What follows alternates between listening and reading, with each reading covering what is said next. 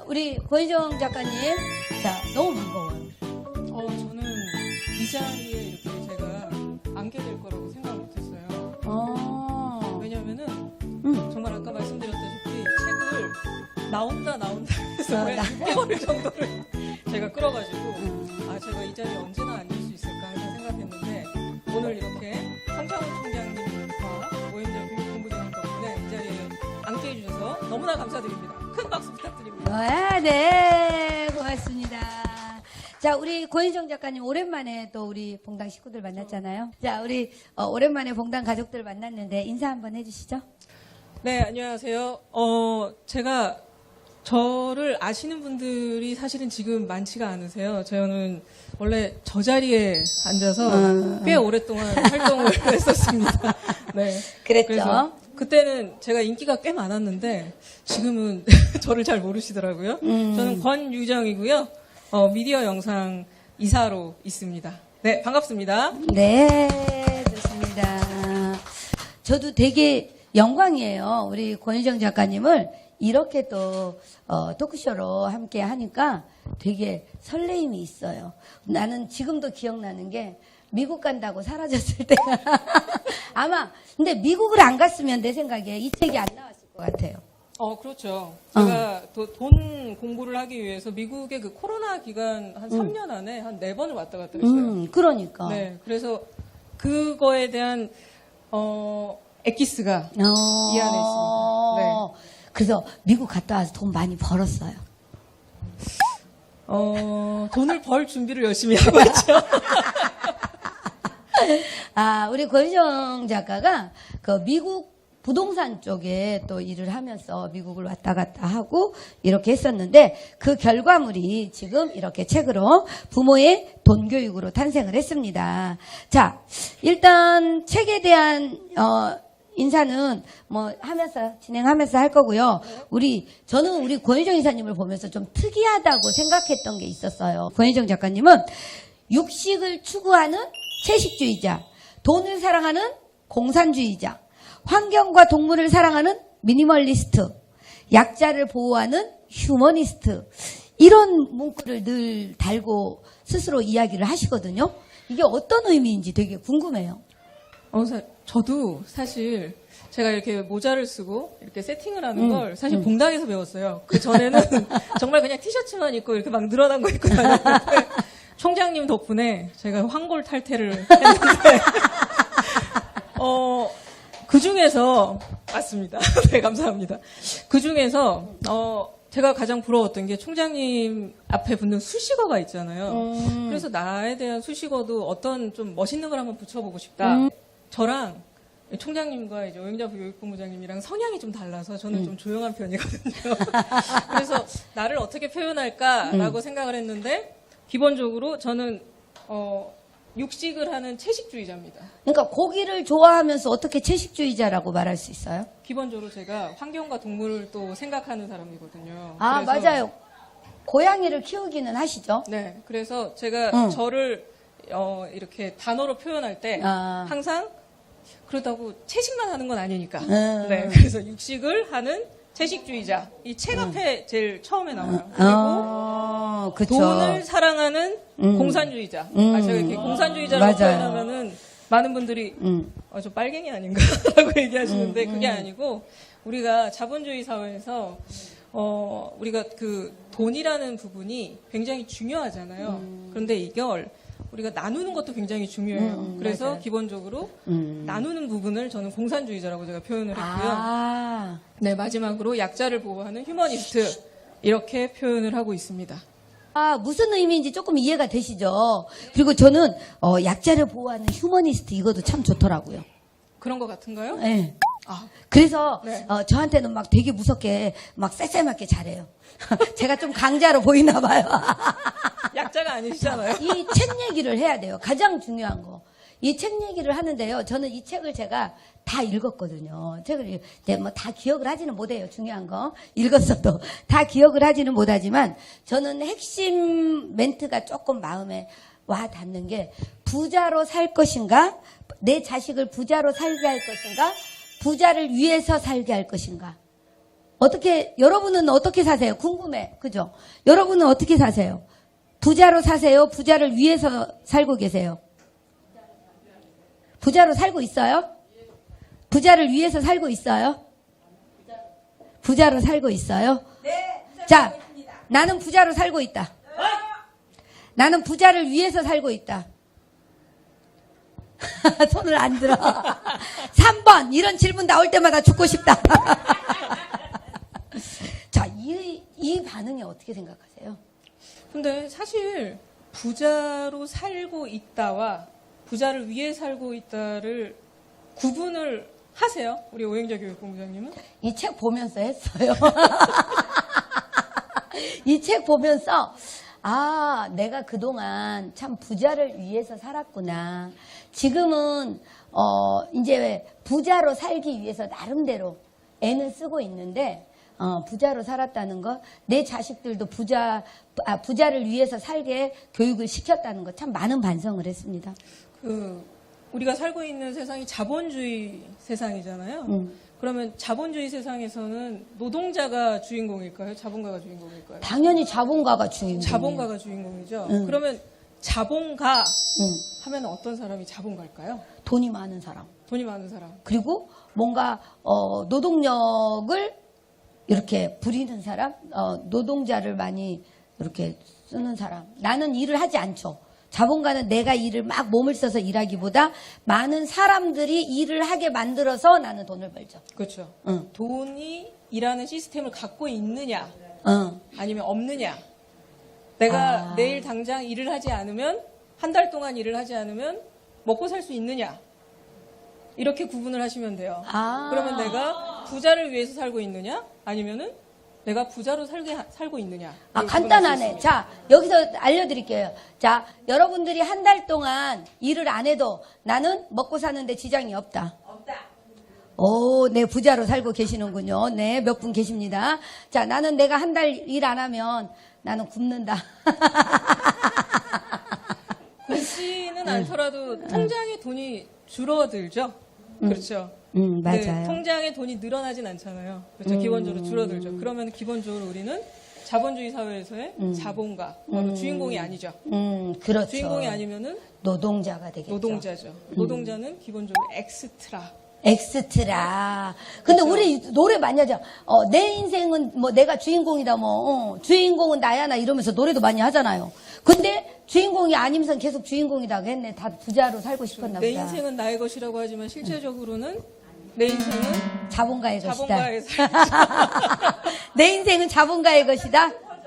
아니, 슬퍼하실 이유가 없습니다. 이 책을 읽으시면 그렇지. 부자로 가는 방법을 아니 이 책에서 맞아요. 보여주고 있습니다. 왜냐하면 제가 이제 읽어봤으니까 자신 있게 또 말씀을 드릴 수 있어요.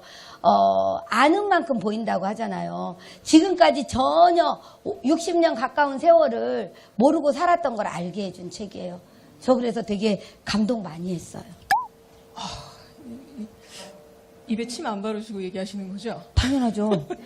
안 발랐어요. 그럼 지금 바를까요? 아니, 사실 제가 이 책을 책이 지금은 굉장히 얇은데 원래는 한 3분의 1 정도가 더 있었어요. 그런데 책이 이제 출판사와 얘기를 하면서 책이 좀 어려운 부분들이 좀 있고 이론적인 부분들이 있어서 좀 빠졌는데 그래서 개인적으로는 조금 이 경제에 대해서 공부를 하는 입장에서 이 지식을 좀 뽐내고 싶잖아요. 그래서 일부러 어렵게 많이 썼는데. 그렇죠. 막 논문 쓰듯이 막 썼는데 그치. 그런 부분들이 많이 빠졌어요. 그래서 좀 약간 아쉽다라는 생각을 했었는데 책이 나오고 나서 제가 다시 읽어보면서 이 정도면은 충분히 우리가 기본적으로 돈에 대한 우리의 마인드셋을 하는 데는 부족함이 없겠다라고 생각이 돼서 저도 굉장히 자신감 있게 밀고 있습니다. 네.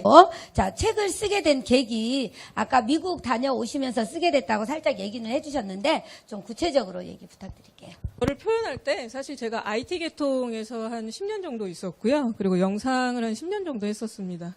그러면서 제가 미디어 센터라는 곳에서 센터장까지 했었는데, 그 센터장을 할 때는 이제 월급쟁이였잖아요. 그래서 그래도 센터장이니 얼마나 어깨에 힘이 항상 들어가. 그때 저 만났죠. 그때 만났죠. 그렇죠. 그래서 방도 따로 있었어요. 맞아요. 센터장님 방이 청장님하고 같이 오셨었죠. 그랬죠. 네. 근데 이제 그만두고 나서 제가 이제 사회에 나와 보니까 그때 가지고 있던 모든 내가 직장 생활했을 때 노하우들은 정말 아무것도 아니더라고요.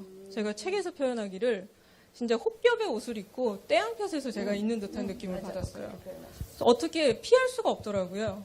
그런데 제가 우연치 않게 돈을 만나게 되고 이 돈을 공부하면서 이게 돈을 자꾸 공부한다니까 좀 이상하죠. 경제 공부, 우리 금융 공부 이렇게 해야 멋있는 거죠. 근데 좀 쉽게 그냥 표현하겠습니다. 네. 이렇게 돈을 공부하면서 아 제가 사회에서 어떻게 생활해야 되는지 그리고 그거에 대해서 공부를 하다 보니까 아, 다른 사람들한테도 이 얘기를 전달해 줘야 되는데 처음에는 아이들을 위한 책을 쓰려고 그랬어요. 아이들이 읽을 책을. 근데 그 부분을 계속 공부를 하다 보니까 아 이거는 아이들이 직접적으로 경제 공부를 한다기보다는 부모, 특히 어머니들이 공부를 해서 아이들을 가르치는 게 맞구나. 그러니까 어떤 조기 교육을 시킨다는 개념보다는 생활 교육을 시킨다는 느낌으로 경제 교육을 해야 되겠다라는 생각이 들어서 쓰게 됐습니다. 맞아요. 아이들이 이런 공부를 스스로 하기는 되게 어려울 것 같아요. 그런데 자식은 부모의 거울이라고 하잖아요. 부모를 통해서 아이들은 보고 배우죠. 그래서 너무 책이, 잘 아이들은 쓰셨다. 사실 돈이 필요가 없어요. 왜냐하면 엄마 돈 줘. 얼마면 줘. 징징거리고 나 뭐 주니까. 사야 돼. 그쵸. 우리 마트 가면 애들이 안 사준다고 뒹굴고 떼쓰는 놈들도 있잖아요. 그러니까 아이들은 사실 돈 공부가 직접적으로는 아이들은 필요가 없습니다. 맞아요. 부모가 시킬 수밖에 없어요. 결국은 지금 이 책의 이제 전체적인 내용은 부모가 경제 공부를 해서 아이들에게 어떻게 가르칠 것인가, 경제 공부를, 이 이야기가 주가 되는 거죠. 그렇죠. 제가 이 책을 지금은 부모의 돈 교육이라는 아주 고상한 제목으로 바뀌었는데 제가 처음에 이제 이 책의 제목을 우리 아이 부자 만들기로 했어요. 그래서 우리 아이 부자를 만들려면 부모가 해야 할 일들이 어떤 것인가에 대해서 쓴 책입니다. 그렇죠. 아마 부모라면 누구나 내 자식 부자로 살기를 바라죠.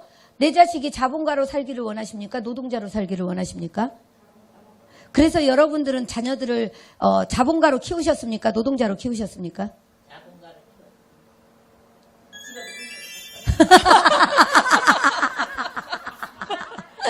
자, 예를 들어서 우리 아이들 학교 다닐 때 좋은 대학 들어가라. 좋은 직장 취직해라. 그래서 의사 되라. 뭐 이렇게 다 했지만 종합병원에 가서 의사가 돼도 법원에 가서 뭐 검사가 돼도 다 월급쟁이잖아요, 결국은.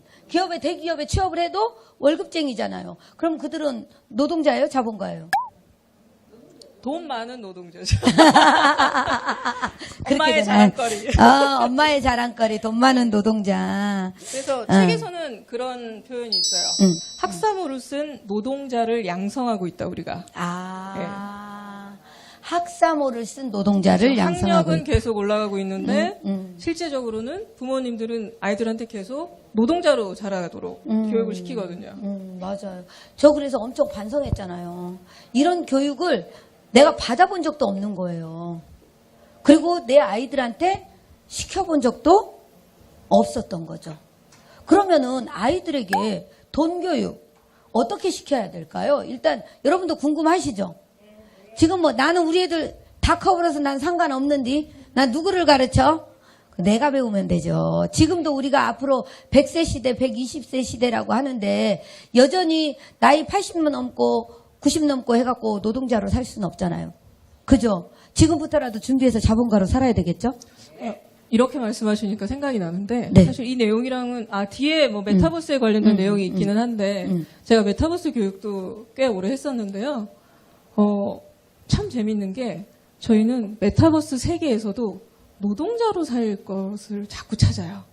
아바타가 무슨 노동을 해서 돈을 벌 거라고 생각을 하시는 분들이 굉장히 많습니다. 그래서 우리가 메타버스에서 뭐 제페토나 네. 인프랜드 했을 때 처음에 메타버스에서 돈을 벌려면 어떻게 해야지라고 생각하시면은 다 생각하시는 게 아바타의 디자인을 한다거나 이런 어떤 노동을 해서 네, 돈을 벌려고 해요. 우리의 성향이 그렇게 계속 어렸을 때부터 교육을 맞아. 받아오고 맞아. 그러니까 심지어 다른 세상, 완전히 새로운 세상이 열렸는데도 거기서도 막 노동을 해서 돈을 벌려고 하고 계시는 분들이 굉장히 많습니다. 공감되네요. 그래서 제가 교육할 때 항상 말씀드리는 게 이제 20, 30대 같은 경우는 사실 그런 기술을 배우는 거는 괜찮아요. 근데 이제 저도 이제 40대고 저보다 이제 윗세대 분들은 그걸 배워서 20, 30대하고 경쟁에서 이길 수가 없습니다. 그래서 굳이 그거에 대해서 약간의 그 흐름을 쫓아가기 위해서 여러분들이 공부하시는 건 괜찮지만 그것을 기술적으로 하기 위해서 막 돈을 들여서 막 열심히 그 기술을 배우시는 거는 좀 맞지 않는다. 근데 욕심에 다 잘하고 싶은 거예요. 세상이 그렇다고 하니까 왠지 알아야 될 것 같고 배워야 될 것 같고 그런 욕심이 생기다가 어느 날 좌절하고. 그게 제 모습입니다.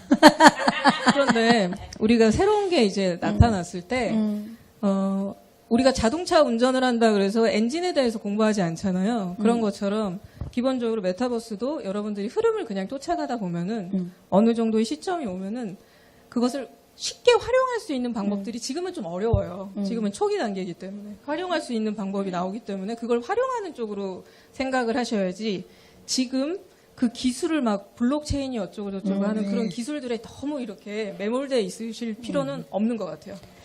그래서 제가 떼 더불으려고요. 이제 아이 모르겠다 해서 오늘 이야기하면서 그랬어요. 나 그거 한강에 갖다 던져버리겠다고 그거 배우려고 했던 거 그렇게 이야기를 했습니다. 자, 그러면 우리 본격적으로 책 내용으로 조금 들어가 봐야 될 것 같아요. 지금 저는 아이들 그 용돈, 경제교육, 용돈, 우리 옛날에는 아이들한테 용돈을 줬잖아요. 근데 용돈 주는 걸로 너네 용돈 기입장 써 이런 식으로 해서 뭐 쓸데없는 군것질 많이 안 하고 뭐 공책 사고 이렇게 했으면 잘했네 이러면서 칭찬하는 정도였잖아요. 많이 남기면 남길수록 칭찬을 더 많이 했어요. 그렇죠. 돈은 예를 들어서 일주일 용돈 10,000원 줬는데 8,000원 쓰고 2,000원 남겼어. 칭찬 받는 거죠. 그런데 저 역시도 가계부라는 걸 써봤습니다. 가계부라는 걸 썼는데 쓰다 보니까 맨날 마이너스야. 들어오는 건 한정되어 있는데 나가는 것만 너무 많아. 뭐 자산과 부채를 따져봐도 부채가 더 많아. 뭐 이러면은 절망스럽잖아요. 그래서 더 안 하게 됐었던 것 같아요. 그런데 자, 질문을 하나 드리면 우리 어릴 때는 내가 아이들을 키울 때도 마찬가지고 경제교육을 생각도 못 했거든요. 그런데 그냥 달라는 대로 주고 용돈을 일주일 월 단위로 이렇게 줬었어요.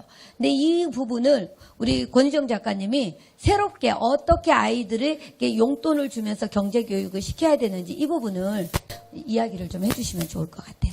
그러면 제가 여러분한테 질문을 한번 해볼게요. 네. 누군가가 매달 100만 원씩을 통장에 넣어주겠다고 약속을 했습니다. 네. 그러면 열심히 일을 해서 사람들이 사실은 100만 원 가지고 어떻게 살아요? 혼자 사는 사람도 100만 원 가지고 못 살거든요. 그렇죠. 그러면은 열심히 일을 해서 뭐 직장을 다닌다거나 아르바이트를 해서 처음에 이제 부족분을 채우기 시작하겠죠. 그렇죠. 그래서 쓰기 시작해요. 근데 어느 날부터 생각이 들 거예요. 아침에 일어나는 게 너무 피곤해요. 그리고 가가지고 사장한테 막 이렇게 쪼이는 것도 너무 싫어. 손님한테 막 무시당하는 것도 너무 싫어. 그러면 좀 더 다른 직장을 한번 구해보자 하고 쉬기 시작하겠죠. 왜냐하면 100만 원이 계속 나오니까. 그렇죠? 그쵸. 그런데 어느 순간부터는 이렇게 생각할 거예요. 내가 뭐하러 직장을 다녀?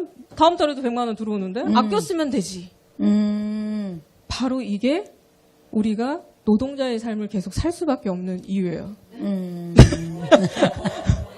그렇잖아요. 왜냐하면은 아이들한테도 한 달에 5만 원을 딱 줘요. 너 5만 원 안에서 써라. 라고 하면 아이들은 처음에는 부족한데?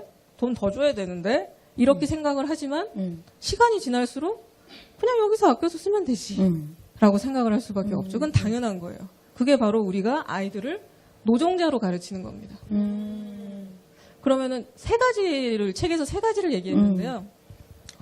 어떤 부모이신지 한번 부모이셨는지. 그렇지. 네, 아니면.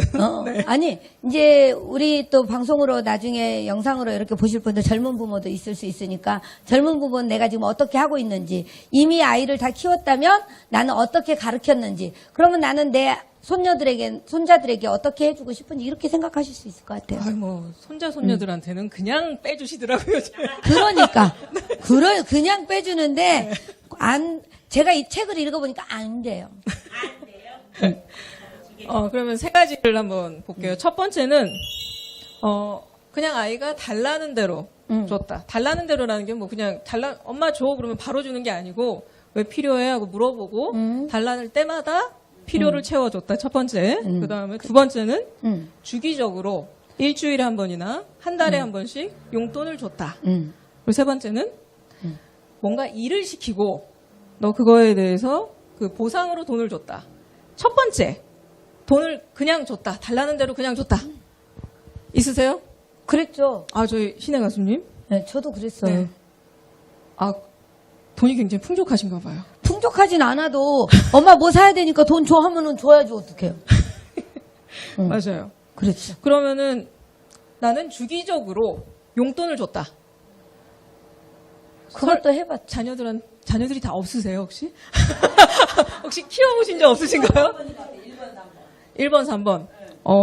돈을 그냥 달라 그럴 때 주고, 그리고 집에서 뭐 청소를 한다거나 이불을 갠다거나 이러면 뭐 운동화를 지 운동화를 빨았다거나 이랬을 때 얼마에 보상을 그렇죠. 그럴 때 보통은 돈을 정해주진 않죠. 우리 정모아 원장님은 달라는 대로. 우리는 지금 다 죄인이야. 자식을 잘못 키우는. 그래서 저희가 제가 이걸 이제 성경의 그 씨 뿌리는 자의 비유를 해서 얘기를 하기도 했는데 네. 그리고 얘기를 하면 너무 길어지니까 네네. 결과적으로는 저희 아까 말씀하신 것처럼 아까 용돈을 주는 것, 용돈을 줘서 하는 거는 실제 월급쟁이를 만드는 거랑 똑같습니다. 맞아요. 돈이라는 거는 우리는 돈을 열심히 일을 해서 번 다음에 쓰잖아요. 그쵸. 근데 아이들한테 교육할 때는 돈을 그냥 불로소득으로 주고 나서 거기서 아껴 쓰라고 하죠. 맞아요. 네. 그러면 실제 돈의 원리랑은 전혀 관계가 없는 삶을 살게 돼요. 그러니까 아이들은 엄마가 돈 주는 거 당연한 거 아니야? 엄마가 당연히 줘야지 이렇게 생각하는 거예요. 그렇죠. 코로나 때문에 엄마가 일을 못 하는데도 응. 아니 당연히 엄마는 어디에 돈 뭉쳐놨어야 되는 거 아니야? 그렇지. 그 현금 인출기지 엄마는 말만 하면 나오는. 그렇죠. 하수분과 같은 끊임없이 내가 원하기만 하면은 나오는. 사실은 저도 그렇게 자랐고요. 그리고 저희 엄마한테 제가 책이 나오고 나서 감기가 걸려가지고 그때 바로 못 갔는데 아직 어머니가 이걸 못 읽어보셨어요. 근데 이 내용이 사실 저희 엄마 내용이 있습니다. 저희 엄마가 어떻게 하셨냐면 맞벌이 부부신데 5,000원. 항상 그 브라운관이라서 예전에는 이렇게 컸잖아요. TV가. TV 위에 조그만 쟁반 위에 5,000원 항상 올려놓으셨어요. 근데 맞벌이를 하시니까 아무래도 자녀들에 대한 미안함이 있잖아요. 그래서 그걸 항상 올려놓고 그냥 우리는 돈을 그냥 썼어요. 그래서 저는 한 번도 돈이 우리 집안에서 부족하다는 느낌으로 살아본 적이 없어요. 특히 또 막내니까. 네, 제가 하고 싶은 건 다 하고 대학원도 다 가고 싶은 데 가고 부럽다. 해외도 가고 그런데 다 그게 저희 엄마의 등골을 빼먹는 저는 진짜 어디서 나오는 줄 알았어요. 왜냐하면 어렸을 때부터 그렇게 교육을 받았기 때문에 독립을 딱 하고 나서 내가 공과금을 내가 스스로 내면서 이게 돈이 어디서 나오는 게 아니구나.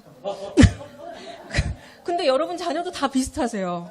네, 자기가 독립을 하는 순간 알게 되는 거죠. 네.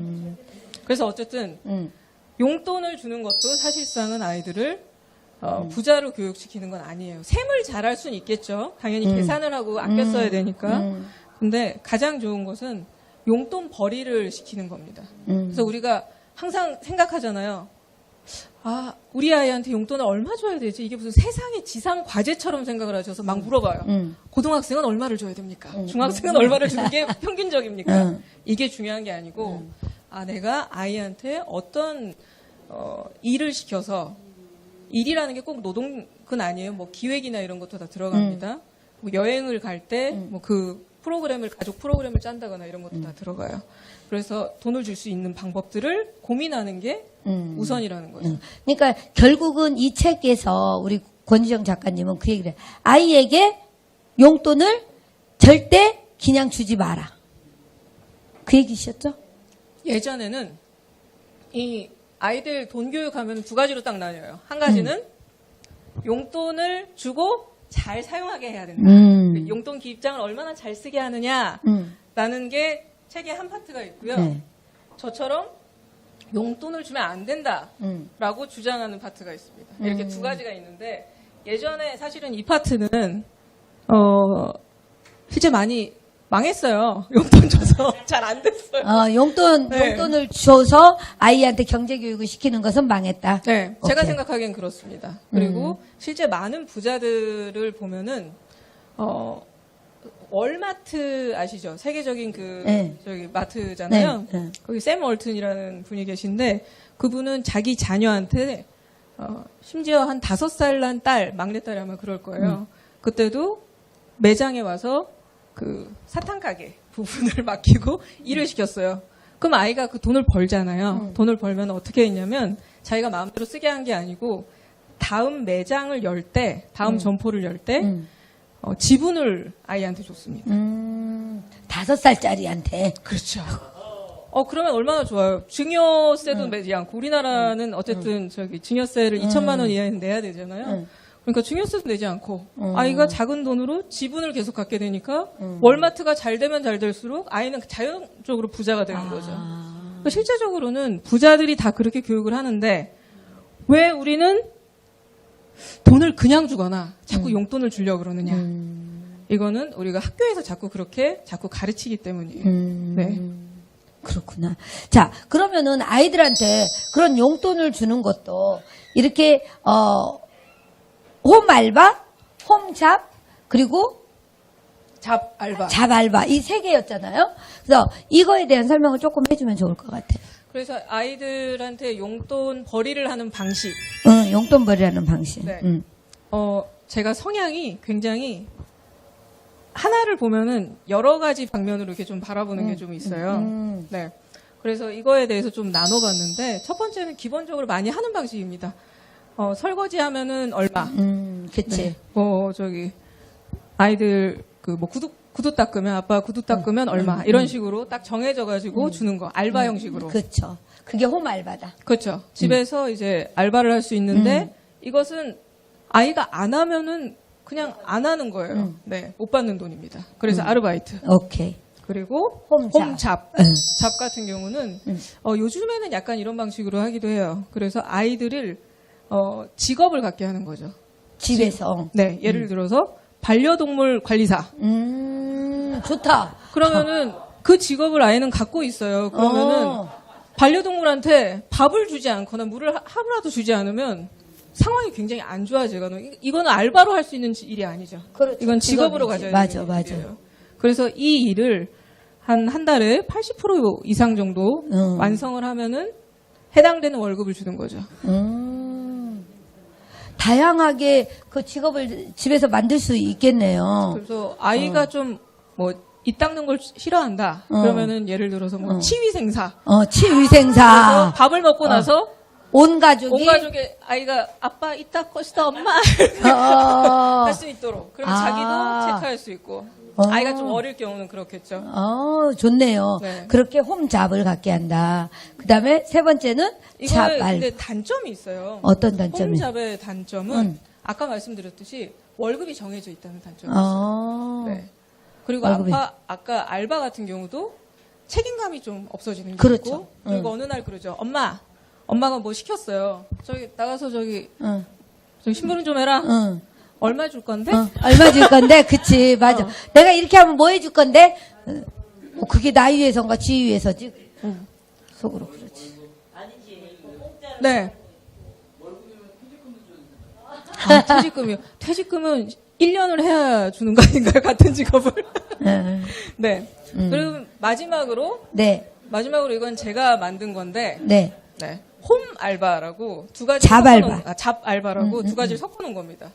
그래서 기본적으로 직업을 갖고 있게 하고 홈 잡을 하나 갖고 하고 네, 그 다음에 엑스트라로 더 일을 하면은 돈을 더 주는 방식이죠. 홈 알바를 같이. 그러니까 홈 알바와 홈 잡을 같이 하게 하는 게 잡 알바다. 네, 그렇죠. 오. 그렇게 세 가지 방식이 있는데 이거는 아이들의 연령대나 아이들의 성향에 맞춰서 하면은 좋은데 기본적으로는 마지막 잡 알바를 하시는 게 가장 좋겠죠. 그래서 맞아요. 아이들의 책임감을 갖게 하고 그리고 아이들이 사실은 저도 집안에서 저기 물 한 방 안 묻히고 살았는데 지금은 자꾸 이제 습진이 생깁니다. 아, 네. 지금에 와서 엄마한테 어떤 마음이 드세요?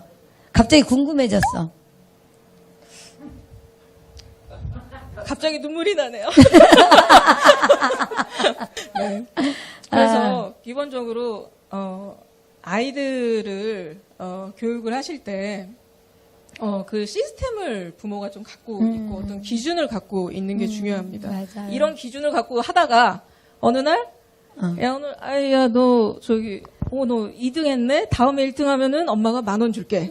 이런 식으로 하면은 안 된다는 거. 안 되죠. 왜냐하면은 아이들은 그러면은 엄마의 기분을 네, 맞추게 따라서? 되잖아요. 그러면 이거는 그거와 같아요. 우리가 직장 생활할 때 사장님한테 비유 맞추잖아요. 비유 그렇죠. 맞추면은 승진하고 돈을 더 많이 받을 수 있기 때문에.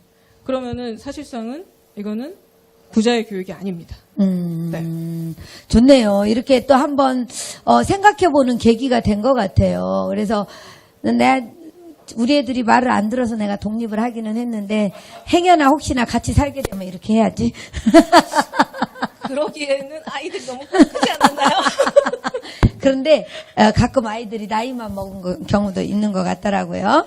자, 이렇게 해서 그러면은 용돈에 대한 이야기를 해봤는데 우리 어른들도 좀 부자가 될 수 있는 방법 이런 거 알려주면 좋을 것 같아요.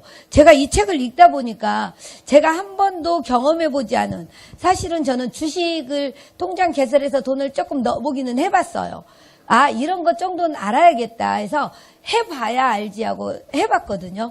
그런데 책 보다 보니까 환율 투자? 그렇게 얘기하는 게 맞나요? 달러 투자예요? 환율 투자예요? 네. 그런 것도 있더라고요. 그 얘기 좀 한번 해주셔도 좋을 것 같아요. 사실은 책에서는 굉장히 그냥 간단하게 하고 지나갔는데 그게 제가 되게 마음에 와닿았어요. 와닿았어요. 궁금했어요. 지금 환율 굉장히 높잖아요. 네. 그렇죠. 지금 거의 뭐 고공행진을 하고 있는데 알고 계세요? 네. 잘 모르겠습니다. 네, 달러 투자하고 계시군요. 달러 투자해요? 그럼 지금 이야. 좀 재미를 보고 계시겠군요. 딸로 있는 거 팔았어요. 너무 아, 유튜브 수익을 모았다가 네. 이번에 팔았어요. 유튜브 수익. 유튜브 수익을 모았다가, 싱가포르에서 날아오죠? 그걸 잘 모르고 지금 은행에서 환전했어요. 또 유튜버시기 때문에. 그렇구나. 야, 저도 한동안 그 유튜브를 통해서 수익이 좀 짭짤했던 때가 있었는데 그 생각이 나네요. 네. 그런 때가 네, 잠깐 있죠? 있었죠. 저도 조금 들어오던 때가 있긴 있었어요.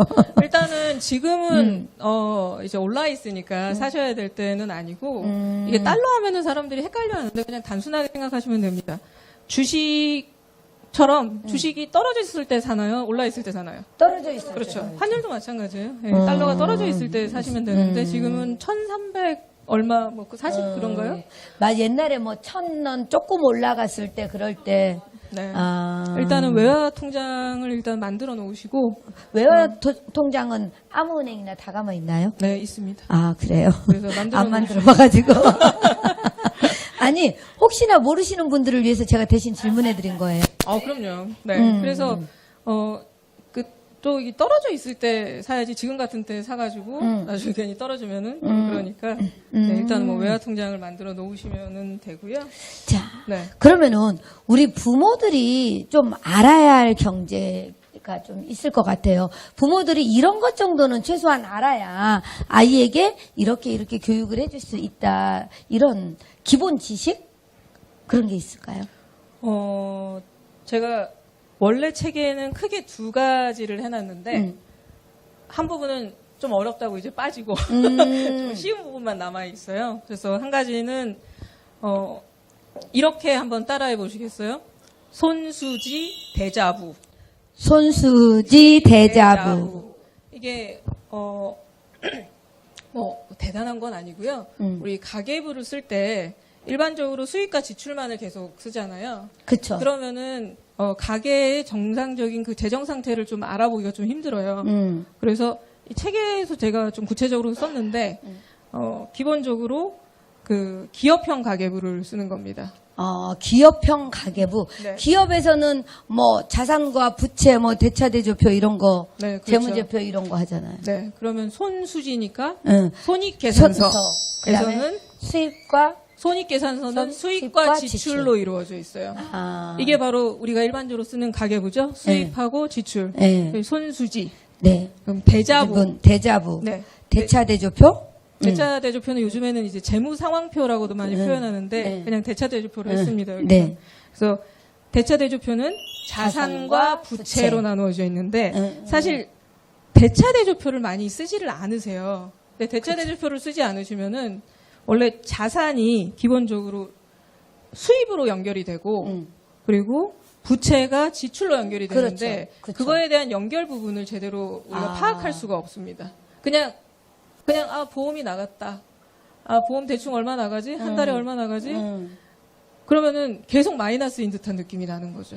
근데 그렇지. 그거를 항상 저희가 그 부채 부분이나 자산 부분을 써놓으면은 이거에 대해서 어느 부분에서 구멍이 나는구나라는 게 정확하게 나와요. 우리는 그냥 단순하게 내가 지출이 많으니까 맨날 마이너스지 이렇게 생각하잖아요. 근데 그 지출이 많은 이유가 부채에서 일어나는 경우가 많거든요.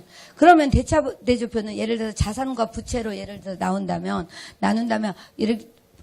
보험 같은 경우도 이렇게 적립금이 계속 쌓여 있잖아요. 그럼 그거는 쌓인 적립금을 자산으로 보나요? 그렇죠. 자산으로 봐야죠. 그래서 내가 우리 집 얼마, 우리 집 부동산 얼마, 내가 주식 통장에 얼마, 어디 통장에 얼마, 보험에 얼마, 이게 자산이고, 부채, 대출받은 거 얼마.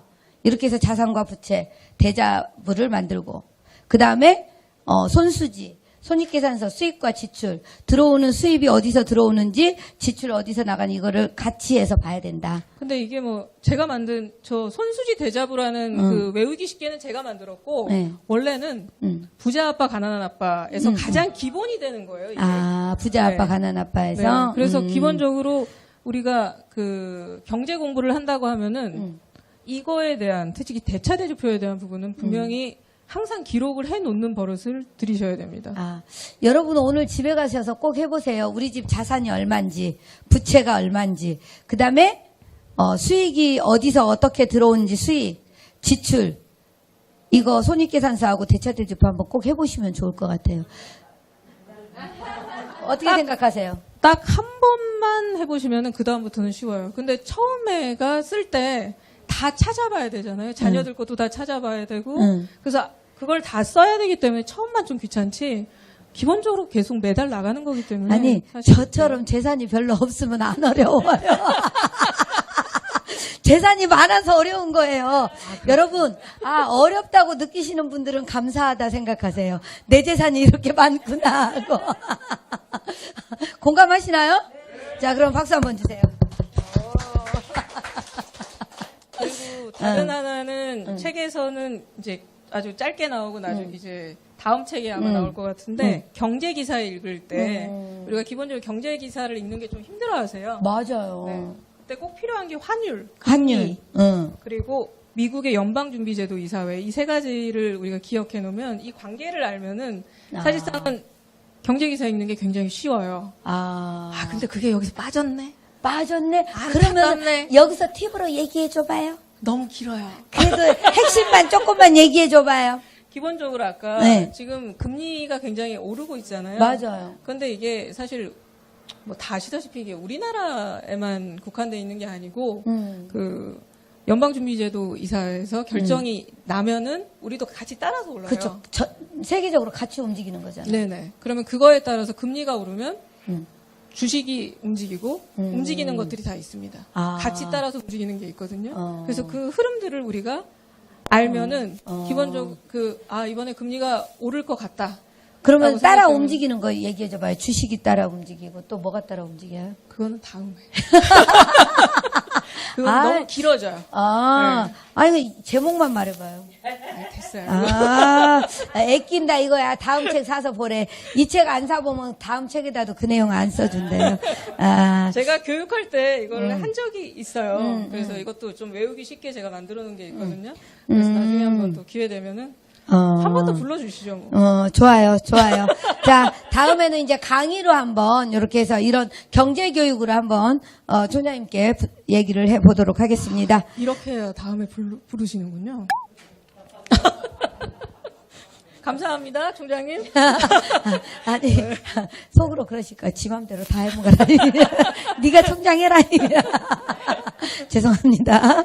자, 그래서 이런 부분들을 좀 우리가 알아야 될 것 같고요. 또 우리 부모들이 그런 심리가 있는 것 같아요. 내 것도 내 거, 네 것도 내 거, 이런 자식 것도 내 거라는 그런 개념들이 좀 있잖아요. 가족 간에서. 그래서 내 자식이기 때문에 내 맘대로 내가 하라는 대로 이렇게 해야 된다는 그런 생각들이 있듯이 아이들이 독립하기 전에는 스스로 독립하기 전에는 학교 다닐 때는 세뱃돈을 받아도 세뱃돈 받은 거 엄마한테 갖고 와 엄마가 줬다가 줄게 해놓고는 이제 써버리기는 하지만 그 부분도 조금 이야기를 해주시면 좋을 것 같아요.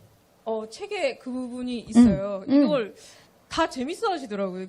세뱃돈 누구의 돈이냐 이렇게. 부모의 돈이냐 아이의 돈이냐. 자, 여기서 한번 물어보죠. 그럴까요? 우리 세뱃돈. 자, 부모의 돈이다. 1번. 부모의 돈이다. 자, 하나, 둘. 두 분밖에 없어요. 세 분. 자, 2번. 세뱃돈은 자녀가 받았으니까 자녀의 돈이다. 훨씬 더 많으시네요. 좀 많네요. 손 안 드신 분. 나는 이런 질문 나올 때마다 죽고 싶다. 그런데 왜 분명히 여기는 자녀의 돈이라고 하셨는데 네. 왜 다 뺏어갔죠? 자, 그럼 다시 질문. 자녀의 돈이라고 하신 분 손 들어보세요. 자, 그 돈 어떻게 하셨어요? 우리 박시경 선생님. 그 돈 어떻게 하셨어요? 세뱃돈 아이 거. 저축해서. 아이 줬어요? 대학교 등록금으로 썼어요? 다 섞이는 거죠. 부모 통장으로 들어왔어. 그렇죠. 네가 세뱃돈 받은 거 엄마 줬으니까 그래도 엄마가 대학 보내주고 그러면 대학을 스스로 갔네요. 엄마가 보낸 게 아니고 자기가 돈 벌어서 세뱃돈으로 그렇게 되나요? 사실 돈의 원리를 좀 여기서 좀 생각을 해봐야 되는데 네. 그냥 단순하게 그냥 아이한테 준 돈이니까 아이 돈이지라고 생각을 하는데 사실 좀 생각을 해봐야 되는 부분이에요. 뭐냐면요. 예를 들어서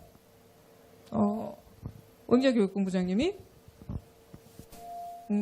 조카한테 돈을 10,000원을 줬습니다. 네. 그러면은 이제 조카의 아빠 이제 삼촌이겠죠? 네. 맞나요? 관계가? 네. 그러면은 제가 이제 딸이에요. 좀 큰 딸. 큰 딸이에요. 딸. 네, 그러면 삼촌이 저한테 다음 해가 됐을 때 또 10,000원을 주잖아요. 이렇게 돌잖아요. 그러면 이제 제가 그러죠. 세뱃돈 받은 거 내놔. 그러면 내가 아니 왜 삼촌이 나한테 준 건데 왜? 그거 엄마가 옛날에 누구한테 줘가지고 삼촌이 너 준 거야. 삼촌의 딸한테 엄마가 줬잖아. 그래서 엄마가 너 준 거잖아. 삼촌이 준 거잖아. 맞아. 그런 거야? 그런 건가? 사실 이게 제가 어렸을 때 항상 경험했던 거. 근데 굉장히 놀랐어요. 그 얘기를 들었을 때 이게 맞는 것 같기도 하고 아니 근데 아닌 것 같기도 하고. 가만히 있을 수가 없잖아요. 그 어른들한테 이제 받았을 때 내가 가만히 어른들한테 뭐를 해야 되기 때문에. 그렇죠. 그래서 아이 돈이 아니라고 생각해요. 예. 근데 잘 생각을 해보시면 돈은 항상 대가를 지불을 하잖아요. 오인자 교육본부장님은 아이와 그러니까 조카와 그 삼촌 남동생한테 이미 체면 치레를 하신 거예요. 예, 거기에 대가로 벌써 온 거예요. 체면이라는 게 온 겁니다. 벌써 교환이 됐어요. 끝났어. 끝난 거예요. 삼촌이 나한테 안 줘도 상관이 없어요. 근데 삼촌은 삼촌의 체면을 체면을 세우기 세우기 위해서 위해서 줬어. 줬어요. 그럼 끝난 거야. 그러니까 내 돈이야. 자, 이런 개념이 또 세뱃돈을 가지고도 누구의 돈이냐라고 이야기를 했습니다. 그런데 조금 더 자세한 내용이 들어있어요. 더 이상 궁금한 건 책을 사서 보세요. 자, 이렇게 하고요. 또 마지막으로 우리 이 책에 보면 우리 아이 부자 만들기 7가지 단계가 있어요. 그 단계가 있는데 간단하게 조금 설명해 주시고 여러분들이 중요한 거는 책을 사서 보면 된다. 네, 7단계 프로젝트가 있는데 이거는 제가 좀 집중해서 쓴 부분이에요. 그래서 부모님들이 그냥 따라만 하면은 어느 정도는 아이를 그 기본 세팅을 할 수 있는 정도로 만들어놨습니다. 자, 제가 말씀드리겠습니다. 자, 우리 아이 부자 만들기 7단계 실전 프로젝트로요. 게임을 통해서 아이에게 경제 교육을 시켜주는 거예요. 이 보드게임이라고 하죠? 네. 이 보드게임으로 경제교육을 시키는 방법을 이야기해 주셨고요. 그 다음에 가족 경제회의를 해라. 한 달에 한 번씩 해라. 한 달에 한 번씩 해라. 그래서 아이들 홈잡 하는 애들 월급도 거기서 이제 임금 협상도 하고, 네. 또 그래서 나중에 홈 알바에서도 얼마씩 할 건지 서로 이제 뭐 올려줘라, 내려줘라, 이런 것부터. 집안의 가정의 그 경제 상황도 아이들한테 알려줘라. 그렇죠. 근데 집안의 아이들에게 가족의 경제 상황을 알리는 게 그리 쉽지는 않은 것 같아요. 그랬는데, 좋아요. 자, 그런 방법도 있고, 그 다음에 내 아이에 맞는 용돈벌이 교육. 아까 얘기했죠? 홈 알바, 자발바. 마지막으로 홈알바, 자발바를 해야 된다는 거죠. 자발바 이거 얘기해 주셨어요. 그 다음에 저금통으로 저축하는 습관 만들기. 이거는 어린아이들한테 하는 해당이 거고요. 되는 거고, 은행에서 통장과 체크카드 만들기. 네, 이거는 뭐 그 다음 부분하고 연결이 되는데 증권계좌 계좌 만들고 만들고. 적립식 투자학이랑 연결이 되는데요. 기본적으로 유대인 같은 경우는 아이가 태어나면 증권계좌를 만들어주잖아요. 워낙 뭐 많이 들으셨잖아요. 그렇죠. 그리고 뭐 13살 때 되면은 성인식을 하는데 거기에 뭐 많은 축의금들이 들어와서 그걸 투자한다. 네. 이런 게 있는데 기본적으로 그런 부분들을 좀 따라하는 부분입니다. 좋아요. 그리고 마지막에 용돈 기입장과 금융 일기 이렇게 해서 7단계로 우리 아이 부자 만들기. 자, 부자로 살 것인가, 부자를 위해서 살 것인가라는 그런 자본가로 살 것인가, 노동자로 살 것인가를 결정짓는 것 같습니다. 자, 이렇게 해서 우리 부모의 돈 교육. 자, 부모의 돈 교육에 대해서 부족한 것은 돈이 아니라 돈에 대한 지식이다라고 이 뒤에 이렇게 써져 있는데요. 정말 한번 읽어보시면 여러분들이 경제 관념에 대해서 많이 배우게 되는 것 같아요. 그래서 일단은 저는 여러분들이 책을 사서 좀 보셨으면 좋겠다라는 생각이 들고요. 자, 시간이 너무 훌쩍 가버렸네요. 우리 뭐 한 거예요? 제대로 했나요? 저희 주거니 받거니 잘했습니다. 잘했어요? 네. 아유, 잘했으면 다행입니다. 오랜만에 손을 맞췄는데 네. 발까지 아주 잘 맞았습니다. 자, 그러면 마지막으로 우리가 이제 부모 동교육에서 가장 중요한 게 뭔지 핵심을 한번 이야기를 해주시고 마무리를 하면 좋을 것 같아요. 딱 한마디로 표현하자면 네. 부모의 기준이 정확해야 되고 그 기준이 흔들리면 안 된다. 네, 그렇게 말씀을 드리고 끝마치겠습니다. 네, 왜냐하면 기분 좋을 때는 용돈도 더 주고 기분 나쁘면 덜 주고 뭐 이러면 안 된다는 거잖아요. 그렇죠. 맞아요. 그래서 근데 우리 인간이다 보니까 그 기분파, 특히 저같이 기분파는 좀 위험하네요. 자, 좋습니다. 오늘 우리 권유정 작가님하고 부모의 돈 교육, 돈을 다루는 능력을 가르치는 법, 부자로 살게 할 것인가, 부자를 위해 살게 할 것인가, 이 책 저자와의 만남을 함께 해봤는데 행복하셨나요? 네. 자, 도움이 많이 되셨어요? 네, 도움이 많이 되셨다면 우리 권유정 작가님께 다시 한번 박수 보내주세요. 자, 우리 봉당 가족들뿐만 아니라 또 우리 영상 시청하실 분들께 마지막으로 인사 한번 해주시죠. 뭐 책을 많이 사달라던가, 뭐 블로그 포스팅을 해달라던가 이런 거. 제가 그 책에도 끼워놨는데 제가 두 개를 부탁드립니다. 하나는 근처 도서관에 희망 도서로 이 책을 좀 신청 좀 부탁드리고요. 그리고 다른 하나는 책을 가지고 계신 분들은 책을 좀 많이 사주시고 그리고 가지고 계신 분들은 리뷰를 뭐 인스타를 하시거나 블로그 리뷰나 아니면 뭐 예스24나 교보에서 사신 분들은 그 댓글을 꼭 달아주시면 저에게 아주 크나큰 도움이 됩니다. 네, 감사합니다. 우리 봉숭아학당 문화혁신학교에서 그 센터장 그만두고 바로 우리 봉단과의 인연이 있었고, 그러면서 또 더 멋진 모습으로 성장해서 만나니까 많이 행복했습니다. 그러면 오늘 우리 권유정 부모의 돈교육 권유정 작가님과의 시간은 여기서 마무리하도록 하겠습니다. 자, 여러분 감사합니다. 감사합니다.